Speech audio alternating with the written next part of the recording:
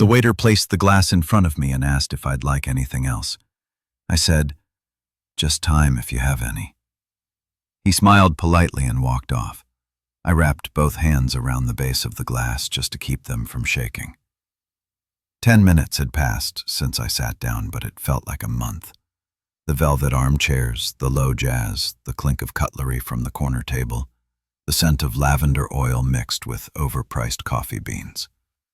It was all exactly how she described it. Every tiny, stupid, luxurious detail, right down to the crystal sugar bowl. She once called it our future escape. Except I wasn't invited this time. And yet, here I was, waiting in a hotel lounge I wasn't supposed to know about, in a city I wasn't supposed to be in a room I wasn't supposed to exist. She said she had an overnight shift. She said the hospital was short-staffed. She said not to worry if she didn't text because the Wi-Fi was garbage and the ICU wing. She said it all like she meant it, like I was an idiot. And I was, but not anymore. The doorman had confirmed everything when I slipped him at 20. "Yes, sir," he said. "She arrived about an hour ago. Miss Dyer checked in with a guest. Tall guy, gray blazer, no luggage." I thanked him like I'd asked for the weather. Inside, I was splitting apart like cheap drywall in a flooded basement. So I walked in. I chose the lounge because it was elegant, slow, designed for people who didn't need to rush. She wouldn't expect me there. That's what I wanted. The moment of impact, the truth delivered like a glass shattering on marble. I took a sip. Bitter. Burnt. Perfect. And then the elevator panked. They stepped out.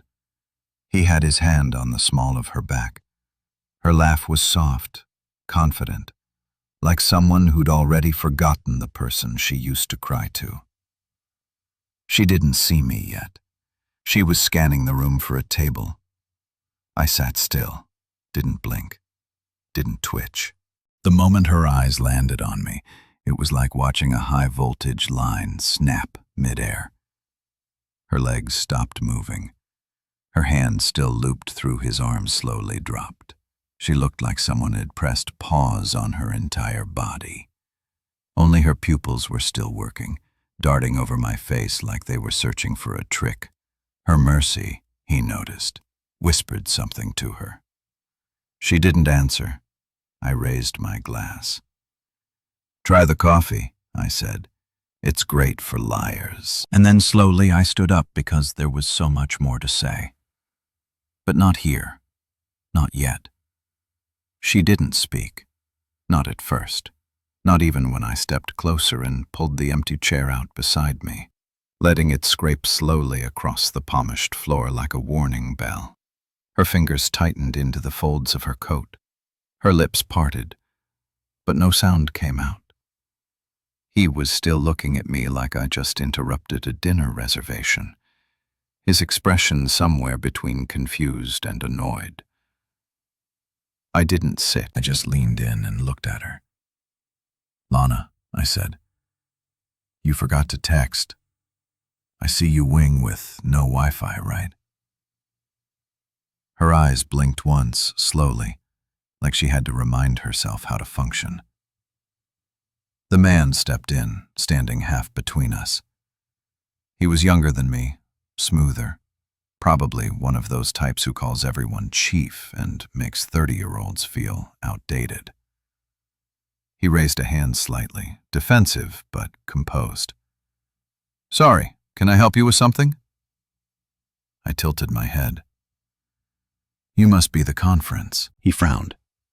"I'm sorry. She said she was attending a hospital conference. You're the keynote, I'm guessing." Lana let out a sharp breath like the air in her lungs had just turned to ice. "Clay, not here." I laughed. Just once. Not bitter, not loud, just a short exhale of disbelief. "Why not? It's the perfect place. Quiet, classy, 5-star drama. He looked at her. You didn't say you were married. And that was the first crack. Her lips trembled as she looked between us. She wasn't wearing her ring. I hadn't noticed that until just now. Not on her finger, not on a chain, nothing. She looked so different in this light. Not just her hair or her makeup, but her entire energy. Like she'd stepped out of her old skin and put on a brand new one without bothering to bury the first. I picked up my phone from the table and held it up. I recorded your check-in. The doorman was chatty. Please don't do this, she whispered. Don't what? I said, my voice rising despite everything I promised myself. Don't ask why my wife is here with another man at a hotel I wasn't supposed to know about. Or don't mention the part where you lied about working the night shift for 3 days straight. The man turned fully toward her now. You lied about your name. Lana covered her mouth like she could somehow push the whole thing back down her throat. Can we go somewhere else to talk? I ignored her and looked at the guy. Tell me, did she also say she had a cat named Marvin? That her favorite film is Casablanca? That she's allergic to shellfish? He blinked. No, she said she was divorced. No pets. We went out for oysters last week. My chest actually hurt when he said that, not because of the oysters, but because I was the one who used to bring her Benadryl in the middle of the night when she got highs from cross-contamination. I remembered holding her hand on the bathroom floor while she shook and said, I'm so lucky you're here. Now she was eating oysters in hotel lounges with this polished stranger, like none of that ever happened. I took a deep breath. I'm not here to make a scene. I just wanted you to see me, to see that I wasn't some invisible placeholder, that I existed. Lana finally broke. Please, Clay, can we just talk outside? I did all the talking for years. I said, you just edited the story. He stepped forward. Look, man, I didn't know. I'm backing off. I nodded. Good. He turned and left, just like that. No fight, no drama. Just walked out like a man leaving a meeting that turned out to be in the wrong room. Lana stood there still frozen, still staring as if she didn't recognize who I was anymore. Or maybe she just realized I wasn't the one who needed to explain.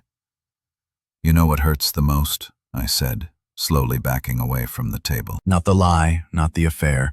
Not even the fact that you were going to spend the weekend here and come back with the same old missed-you smile. What hurts the most is that you probably would have gotten away with it. She didn't say a word. She didn't cry. She just stood there. So I left. I didn't look back. But I wasn't done. Not even close. I didn't go home. Not right away. Instead, I drove aimlessly through the cold Boston streets, listening to the low hum of the car engine and the occasional tap of my thumb against the steering wheel. I didn't cry. I didn't yell. I didn't even call anyone. That scared me the most. How everything felt like the inside of my chest had been scraped clean and left hollow, echoing back every thought I tried to silence. Eventually, I ended up in the parking lot of a gas station off I-93. I sat there for over an hour, watching strangers come and go, filling their tanks and buying chips, living their perfectly uneventful lives. At some point, I realized I still had her weekend itinerary folded in my coat pocket, the one she so casually left on the kitchen table like a prop in a high school play. I opened it and stared at the neat rows of fake events printed out on official hospital letterhead. She had even written, "Don't wait up, love," in cursive at the bottom. I had stared at that heart for 5 minutes the night before, thinking it meant love. Now, it looked more like mockery. Around 11 p.m., my phone buzzed once, then again, then 6 more times. Lana, where are you? Can we please talk? I didn't mean for it to happen like this. Please just answer. I'm so sorry, Clay. Please, I'm scared. Just come back to the hotel. I don't know what to do. I read them in silence. My thumb hovered over the screen, but I didn't reply. She was scared. She didn't know what to do. The sheer audacity made my jaw clench. I tossed the phone onto the passenger seat and started the car. No, I wasn't going back to the hotel, but I was going to do something. I drove back home overnight, the roads blurring into a gray ribbon lit by red taillights and the occasional blinding sweep of highway signs. By the time I pulled into our driveway, the sky was beginning to brighten with that pale, indifferent blue that only early mornings have, the kind that never promises anything. I unlocked the door as quietly as I could. The house felt untouched, her coat still hanging where it always did, her scarf draped lazily over the banister, the scent of her shampoo lingering in the hallway. It made my stomach turn. I went into the bedroom and opened the drawer on her side of the bed. It took me less than 30 seconds to find the envelope. Cash, a lot of it, wrapped in a rubber band labeled New Chapter Dizzy in her handwriting. Underneath it, tucked beneath old birthday cards and receipts, was a travel agency brochure with a circle destination. Lisbon. Departure in 3 weeks, a date that matched one of my future business trips. She was going to vanish, take off while I was in Portland installing a pediatric system like she'd never existed in the first place. I don't even remember sitting down. But when I looked up, I was on the floor, back against the bed frame, staring at the sunrise through half-closed blinds. So, that's what it had been. This wasn't just a fling. This was a replacement plan. I wasn't even being cheated on. I was being phased out like outdated software. Quietly. Cleanly. She wasn't going to scream or argue or throw dishes. She was going to disappear. But now she knew that I knew, and she didn't have time to erase the evidence. By the time she came back from Boston, she would find a different version of me. One that had read her lies. One that had copied everything.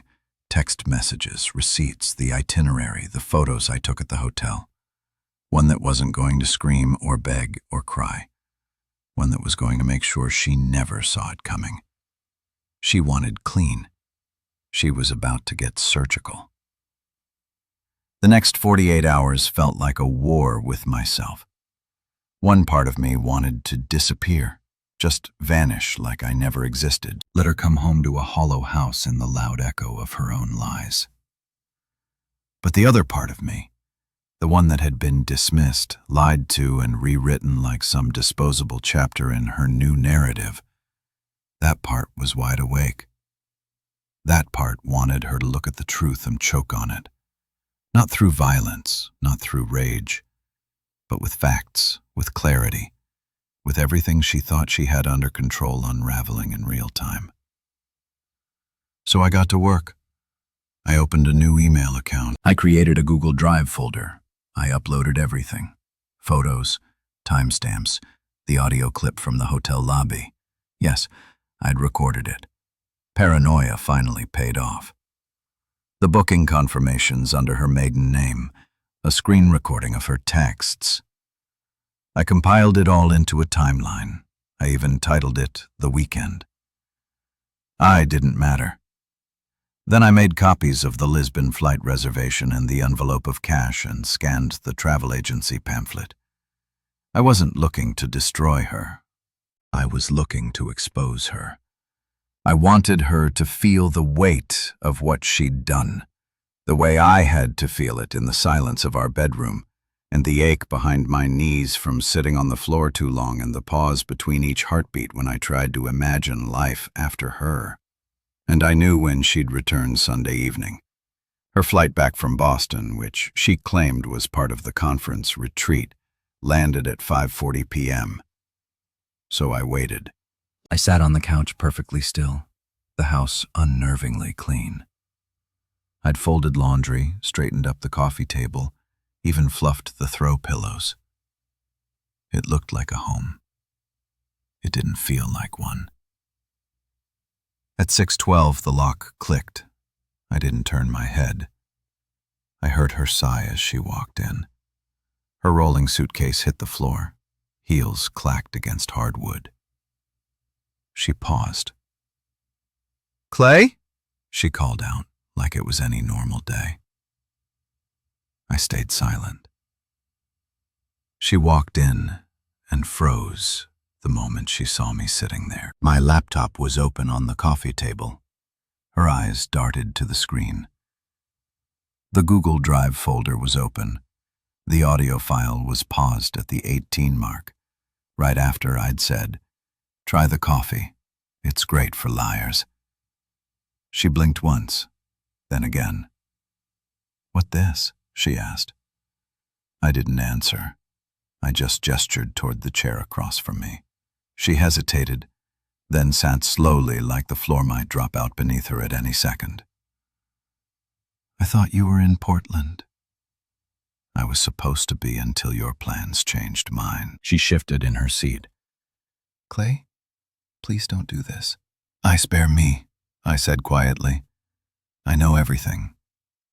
I know about the hotel, the guy in the gray blazer, the oysters, the fake conference, the Lisbon escape plan, the envelope labeled new chapter. I know everything." Tears welled instantly. She reached for my hand, but I flinched. "Don't," I whispered. "I didn't mean for it to go this far," she said. Already beginning the performance, I knew she'd been rehearsing. How far was it supposed to go? "Just enough for you to have fun. Then what? Come back, sleep in my bed, kiss me like I'm not an idiot, and sneak off during my next trip." She shook her head violently. "No, it was never like that." I opened the second tab on the browser, her fake itinerary. She stared at it like it was a knife.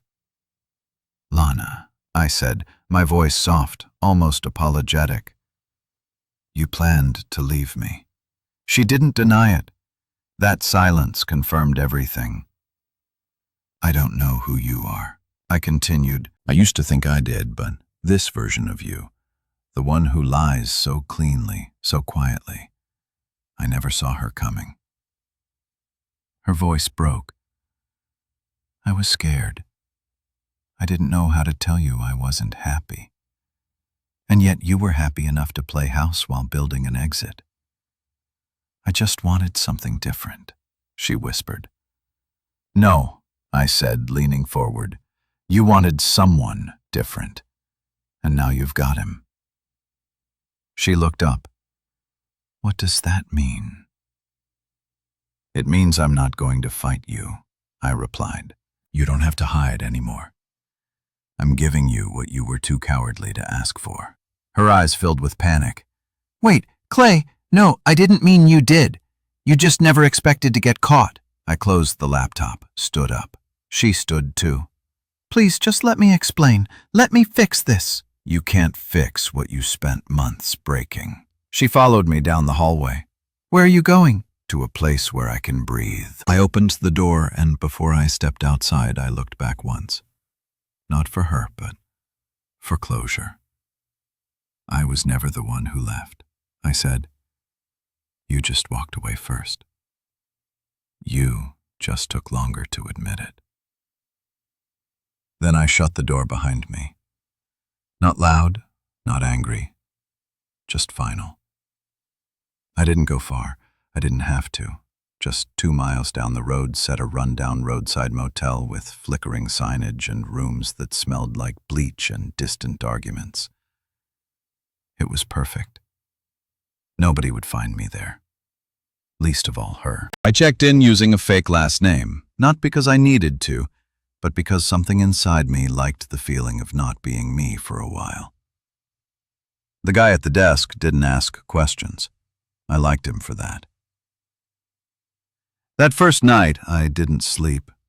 I sat on the edge of the creaky mattress, staring at the plastic curtains and trying to unspool the past few months of my life like a tangled extension cord. I kept looking for a moment when I should have known when the air between us had started to rot. But nothing stood out. No huge argument, no red flag blow up. It had been quiet, ordinary. That's what made it so terrifying. The betrayal hadn't come in a scream. It had arrived like a whisper in a crowded room. The next morning, my phone had 17 missed calls. 9 from Lana, 8 from her sister Mel, and then 1 from an unknown number that left a voicemail. I almost deleted it without listening, but something made me hit play. It was him, the guy from the lounge, the man with the gray blazer and the very specific hand placement. "Hey, this is Noah. Hi, I got your number from Lana's phone. I just want to say I didn't know she was married. She told me she was separated. I swear, man, I'm not trying to cause drama, but maybe you should know that she told me some things about you and they didn't add up. If you want to talk, here's my number." I listened to it twice. Then I just sat there. She had told him things about me. What kind of stories does a woman have to invent in order to justify cheating? Was I abusive in her version? Distant, controlling? Did she paint herself as the brave survivor finally breaking free from the chains of a loveless marriage? I didn't call him back. Not yet. But I saved the voicemail. I knew I'd need it later. Instead, I called someone else. My friend Wes. Someone I hadn't talked to in nearly a year because I'd been too busy being married. He picked up on the second ring, and before I could say anything, he blurted, "Clay, you alive?" I laughed, but it came out broken, barely. I didn't tell him everything, just the broad strokes. He offered his guest room without hesitation, said it was quiet, had its own bathroom, and came with a dog who hated everyone equally. I packed what little I had and left the motel. At Wes's place, something shifted. I started seeing my marriage as an object, like a cracked painting behind glass. It wasn't just emotion anymore. It was observation. I could finally study the outlines, the patterns, how long Lana had been disengaging, how she strategically distanced herself from my friends, how she made subtle jokes about my routines that I'd always laughed off, but now felt more like social sabotage. She'd been rewriting me in front of people for months. I just hadn't noticed. Then, for days after I left, she showed up. At Wes's house, Wes was at work. I was alone reading a book I wasn't actually absorbing when the doorbell rang. I checked the peephole and my stomach dropped. There she was. Red eyes, messy bun, clutching a folder against her chest like it was a life jacket. I opened the door just a crack. She looked up hopeful.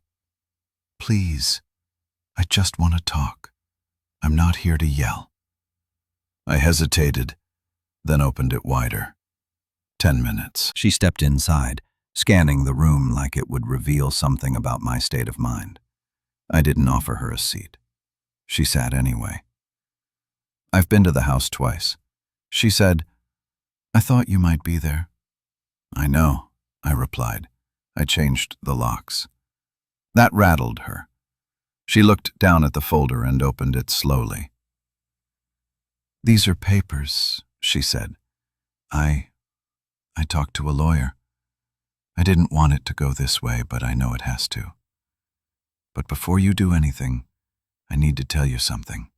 I didn't speak. She swallowed. It wasn't just an affair. It wasn't just a mistake. It was planned. It was selfish. And I own that. But what I didn't expect was for you to leave first. Her voice cracked at the end of the sentence as if the part that truly hurt her was losing control of the ending. "I had everything set up," she whispered. "I was going to leave when you went to Portland. I had a story ready. I thought you'd just move on." I almost laughed. You thought I'd move on from 15 years like it was a canceled flight. She looked like she wanted to shrink into the couch. I don't know who I am without you, Clay. She finally said, That's the problem. I said, You should have figured that out before you turned me into a villain in someone else's fantasy. She started crying, then, quietly. Not the ugly, messy sobs I half expected, but the fragile kind. The kind that still hopes pity might be forgiveness. I didn't move. I didn't comfort her. After a long silence, I finally asked, Do you want me to read those papers now or later? She looked up. Later. I was hoping you'd still let me explain. You've been explaining things to other people for months. I'm sure they're tired of the same speech. And then, without another word, she stood and walked to the door. Before leaving, she turned to say one final thing. I don't think I'll ever stop loving you. I didn't answer, but the moment she left, I reached for my phone and did the one thing I never thought I would. I called Noah. The call rang 4 times before it picked up. There was a pause, and then a cautious hello. I swallowed the dryness in my throat and tried to keep my voice steady. This is Clay from the hotel. Another pause. Longer this time. Yeah, he said quietly. I figured you might call. I didn't answer right away. I didn't even know what I wanted from him. An apology, an explanation, a play-by-play of how it all started. There was no good version of this, no clean end. But I needed the truth. Not from Lana, not wrapped in her crying voice and half-lies, but from the one person she didn't expect me to talk to. She told you we were separated, I asked. Yeah, said it had been months, said it was complicated and messy and you were emotionally controlling. He sighed. I didn't pry. I didn't want to. I liked her. I still do, I guess. But I wouldn't have touched her if I knew she was married. I'm not that guy. I rubbed my face, trying to keep the nausea down. What else did she say about me? Noah hesitated. Look, I don't know if it's helpful. I'm not calling to feel better, I said. Just say it. There was a moment of silence, then a slow exhale on his end. She said you used to go through her phone, that you didn't trust her, that you were passive-aggressive, and always made her feel like she owed you something. Said you made her feel small, that you had no ambition, that you were stuck. Each sentence hit like a quiet slap. I took them one by one as if bracing for a wave that never stopped coming. She said I made her feel alive. He finished like she was waking up again after being asleep for years. The silence between us sat like wet concrete. And did you believe that? I finally asked. He sighed. I wanted to. I couldn't even be mad at him. Not fully. I didn't like him. I still don't. But he was just another part of her fiction. A role she cast to help her forget who I was. Or worse, to help herself forget who she had become. I need to ask you something, I said. Did she ever talk about leaving the country? Yeah, he answered without hesitation. Lisbon. She talked about it a lot.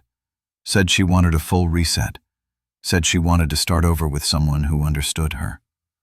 I nodded even though he couldn't see me. And you were that someone. I guess that was the plan. But after that night at the hotel, I didn't hear from her again. She blocked me, ghosted me like I never existed. My eyebrows lifted. Seriously? She texted once 2 days later, just one line. Please forget me. That's it. Then nothing. I sat back, the gears in my brain turning slower than I liked. She'd cut him off the moment she realized I wasn't going to collapse. The second I stood up instead of begging, she panicked. Not because she missed him, not because she regretted it, but because the story, The neat little narrative she had built with him had crumbled. And once the fantasy broke, she did what she always did. Disappear. She wanted to vanish clean, I muttered. What? Nothing. Thanks for being honest, I said. And before he could say more, I ended the call. I stared at the wall for a long time after that. Wes's dog, a grumpy mutt named Buttons, hopped up beside me and dropped her head in my lap. I scratched behind her ears without thinking. All this time I had assumed Lana was playing some kind of long game, that she was 2 steps ahead, pulling every string with perfect precision. But now I saw the truth. She wasn't a mastermind. She was a coward with a compass that only pointed toward comfort. The second things got hard, she lied. When she got caught, she hid. And when her fantasy started to bleed, she erased it. I got up, grabbed the divorce folder from the table and took it out back. There was a fire pit behind Wes's place, just a small one, half rusted and lopsided. I lit a match, held it to the edge of the folder and watched it burn. The papers curled like dry leaves. The ink bled. The words vanished. Not because I was staying, but because I was going to write my own ending, and I didn't need her version to do it. Later that night, I opened my laptop. I didn't message Lana. I didn't send a dramatic final text. I wrote something else. An email to her family, her friends, her co-workers. Every single person she had been controlling the narrative with. And I kept it simple.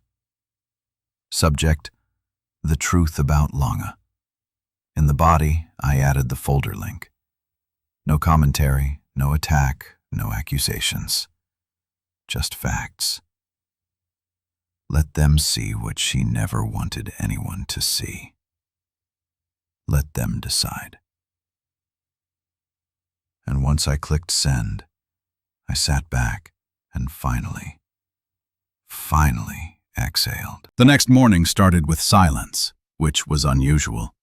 No phone buzzing, no emails, no missed calls, just a stillness so unnatural it made my stomach tighten. I sat at Wes's kitchen table sipping weak coffee, staring at the screen of my phone like it might suddenly light up and explode. But it didn't, not at first. Then at 9:47 a.m., it began. First came the text from Mel, Lana's sister. Just 2 words. Is it true? No punctuation, just raw disbelief wrapped in curiosity. I didn't answer. I didn't need to. She had the folder. She saw everything. After that, the ripple widened. 2 more texts from people I barely knew. A co-worker of Lana's I'd met once at a holiday party, and a woman who used to do yoga with her on Sunday mornings. Both messages were carbon copies of the same shock. I can't believe she did this. You didn't deserve this. I'm so sorry, Clay. I wasn't prepared for the validation. I expected pushback, accusations, the usual dance of there are 2 sides. But no one defended her. Not one person. That told me everything. Wes came into the kitchen half-dressed and rubbing his eyes. You're famous, he muttered. Lana's name is being dropped in 3 different group chats I didn't even know I was in. I glanced up. What are they saying? That she lied. That she spun this story about you being the clingy husband who couldn't let go. Apparently, she even told people you used to track her location without permission. I shook my head slowly. I never once did that. She voluntarily shared it for emergencies. Well, congratulations, Wes said dryly. The truth's out now, but it wasn't over. Not yet. At 1:23 p.m., Lana finally broke her silence. It wasn't a call. It wasn't a voice message. It was a single email titled, "You ruined everything." I clicked it open and read each line with a slow, deliberate calm. Her words bled with panic and rage. She called me cruel, said I'd humiliated her, said I had no idea what she'd been going through, that I'd exposed her deepest pain to people who couldn't understand. And the worst part, she still didn't admit she'd done anything wrong. Not once. She blamed me for not being a man and coming to her privately. She accused me of weaponizing the truth, as if honesty was a grenade I tossed just to watch the damage. And maybe it was. But what she didn't understand was this wasn't revenge. It wasn't some carefully plotted punishment. It was release. After months of being gaslit, minimized, and rewritten by her, I wanted to exist again in people's minds, in the narrative. I was done being erased. I didn't reply, but I did forward her email to the same group I'd sent the truth folder to. No commentary, just her own words. By the next morning, the phone was buzzing again. This time it wasn't sympathy, it was confirmation. Her boss reached out, short, direct. "We've received internal complaints. We'll be looking into this. Thank you for your clarity." Her cousin from Denver emailed, "She stayed with me for 3 weeks last year and lied about why. I feel like an idiot." Her college roommate sent a single sentence. "She always said she wanted to disappear. I didn't know she meant like this." One by one, the bricks of her story collapsed, quietly, neatly, like dominoes. And I watched it happen, not with satisfaction, but with a kind of solemn peace. Not because I wanted her to suffer, but because I needed the truth to breathe. I needed the people she manipulated to see clearly. I needed her to stop rewriting me. The final message came from Noah, a short text. "Noah, she's blocking everyone. I think she's leaving town." I stared at it for a long time, then opened my laptop. I didn't chase her. I didn't beg for closure. Instead, I wrote the last thing I'd ever send her. A letter. Simple, honest, brutal in its clarity. "Lana, I hope wherever you go you find the version of yourself you kept promising was just around the corner. The woman who wanted to be seen, understood, and free. But I also hope you look back just once and understand what you destroyed to become her. You didn't lose me. You erased me. And I made sure the world saw what that looked like. Goodbye, Clay."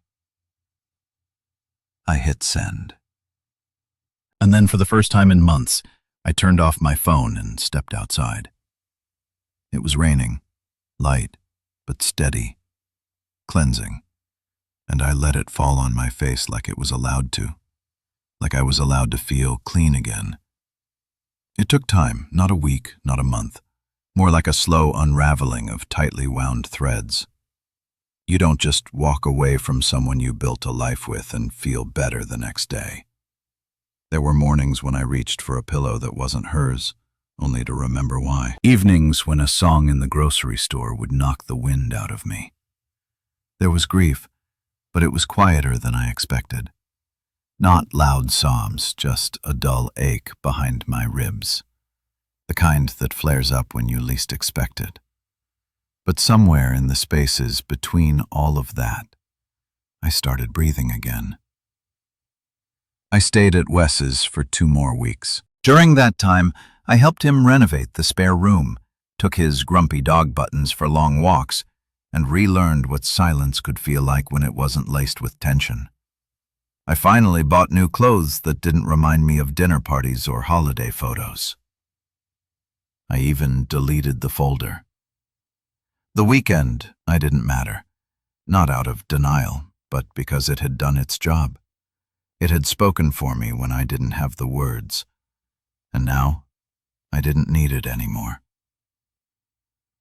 Lana never replied to my final email. She vanished exactly the way she planned to, only without the narrative she thought she controlled. She quit her job quietly. Her social media accounts went dark. I heard rumors she moved out of state, maybe even out of the country, but none of it mattered anymore. Not really, because I had stopped following her story and started writing my own. One Saturday morning, Wes invited me to join a local book club he was part of. I almost said no. The idea of sitting in a circle with strangers and talking about feelings made my skin crawl. But I went, and that's where I met someone. Her name was Elise. She wore sneakers with floral laces and brought her own tea and a thermos with hand-painted birds. She didn't ask me what I did for work right away. She didn't fill silences with nervous chatter. She just listened. And when I made a comment about how one character reminded me of myself, too passive, too slow to act, she looked me straight in the eye and said, "Or maybe just careful in a world that rewards recklessness." We got coffee the following week, then a walk, then a second walk that turned into lunch and laughter, and a conversation that went well past midnight. I didn't tell her about Lana right away. I wasn't ready. But when I finally did, weeks later, under a dim string of lights on a quiet porch, she didn't flinch. She didn't pity me. She just reached across the table, touched my hand gently, and said, "You deserved better. But I'm glad you're here now." And I was finally fully here. There are still days I look back, days I wonder what would have happened if I hadn't shown up at that hotel. But then I remind myself, the version of me that sat in that lounge waiting, scared, heart racing, ready to confront something soul-shattering, that man didn't vanish. He evolved. He stood up. He refused to be erased. And because of that, I got my life back. Better yet, I got myself back. So, no, this isn't a story about betrayal. It's a story about awakening. A quiet one, a slow one, but real and whole and mine.